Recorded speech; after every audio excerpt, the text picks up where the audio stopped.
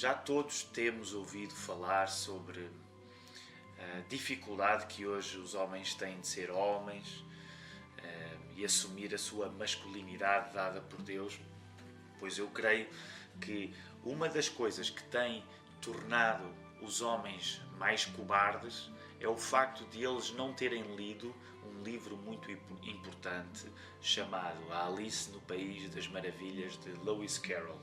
É isso mesmo. Se todos lermos A Alice no País das Maravilhas, os homens vão ser mais homens, vão ser pessoas mais corajosas e capazes. E esta edição que eu vos mostro do Alice in Wonderland foi uma edição que eu ganhei porque na biblioteca de Oeiras, nós vivemos aqui em Oeiras e passamos muito tempo na biblioteca municipal, e existe lá uma espécie de baú onde livros velhos são oferecidos. E como eu gosto muito de coisas velhas, geralmente quando chego lá vou ao baú dos livros velhos que podemos levar de graça, e encontrei esta edição fantástica da Alice in Wonderland no verão passado. E é uma edição fantástica porque é uma edição ilustrada, e então tem as ilustrações bem bonitas, e quero-vos mostrar rapidamente algumas nesta história fantástica que vai tornar os homens mais homens e corajosos e capazes, que é a história da Alice no País das Maravilhas. Eu li este livro por ocasião em que estava a escrever este. Então, este livro, Cuidado com o Alemão, que já está editado aí no Brasil pela Vida Nova, vocês podem adquiri-lo. Enquanto eu estava a escrever este, li este e entendi uma coisa que não tinha entendido. A história da Alice no País das Maravilhas tem uma grande semelhança com a história de Jonas. Ao contrário do que nós podemos julgar, a história da Alice no País das Maravilhas não é uma história sobre uma menina indefesa, não é uma história para embalar crianças, é uma história para acordar adultos também. Porquê? O que acontece é que no início da história a Alice está muito aborrecida porque está a ler um livro que não tem ilustrações, não tem bonecos, e por isso está muito chateada. E o que acontece é que ela adormece, e a moral da história é que ela está a fazer pouco da literatura, ela não acredita no poder da palavra, e a palavra vai como que se vingar da Alice no País das Maravilhas. E por isso ela vai encontrar um coelho que vai fugir para uma toca, um coelho com um relógio, e vai atrás desse coelho, e quando vai atrás desse coelho cai num buraco, e quando cai nesse buraco, esse buraco onde ela está a cair, e cai, e cai, e cai, é assim uma espécie de queda sem fim, e nesse buraco existem estantes forradas de livros. Na prática, é como se a Alice estivesse a ser engolida por uma biblioteca. O que aconteceu é que a Alice fez pouco do poder da palavra, e a palavra engoliu a Alice. Isto é um pouco parecido com aquilo que aconteceu na vida de Jonas, quando Deus chamou Jonas para ir pregar a Nínive, e o que Jonas fez foi fugir da palavra de Deus. Deus disse-lhe para ele fazer uma coisa, e Jonas fez precisamente o contrário. E o que é que aconteceu?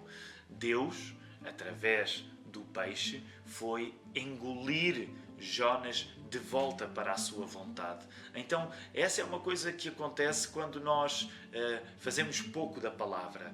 Na Bíblia, a palavra volta-se contra nós se nós fazemos pouco dela. A coisa boa é que, apesar de a palavra se voltar contra nós, da mesma maneira que a palavra engoliu a Alice, a verdade é que é quando a palavra nos engole que nós somos restituídos à vontade de Deus para nós.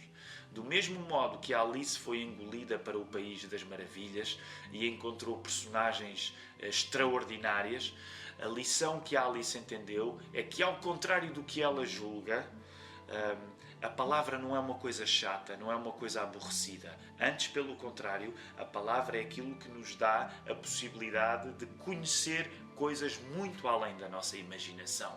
Essa é uma das lições do livro da Alice no País das Maravilhas, o que não é uma lição muito diferente do livro de Jonas.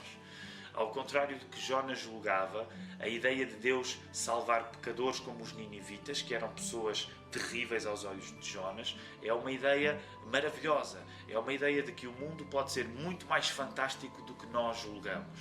O perdão de Deus, a misericórdia de Deus, demonstrados em Jesus, é a capacidade que Deus tem de tornar um mundo que parece condenado, aborrecido, sem aventura nenhuma, é tornar esse mundo, transformá-lo e voltar a dar-lhe significado.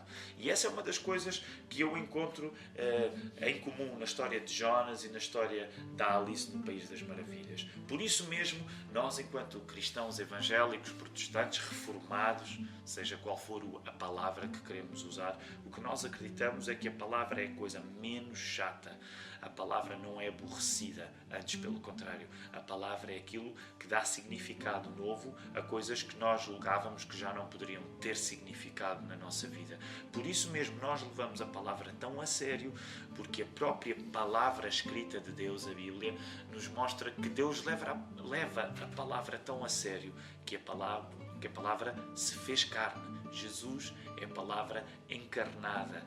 Por isso, do mesmo modo que a Alice entendeu que a literatura parecia chata, mas antes, pelo contrário, a literatura é porta de entrada para tudo aquilo que pode ser fantástico no mundo e ela não sabia, desse mesmo modo, Jonas entendeu que não vale a pena fugir da palavra, porque a palavra vai nos buscar de volta para nós vermos as coisas que tínhamos como más, terríveis, os ninivitas, a poderem ser coisas boas. E por isso mesmo nós, enquanto cristãos, temos em Jesus o nosso Salvador, porque Ele é a única maneira de pegar no mundo com coisas más, com coisas falidas, com coisas que parece que não têm solução e de repente termos uma vida nova. Por isso, não esqueçam, o segredo para homens corajosos, o segredo para homens capazes e para mulheres também é ler a Alice no País das Maravilhas, depois ler o livro de Jonas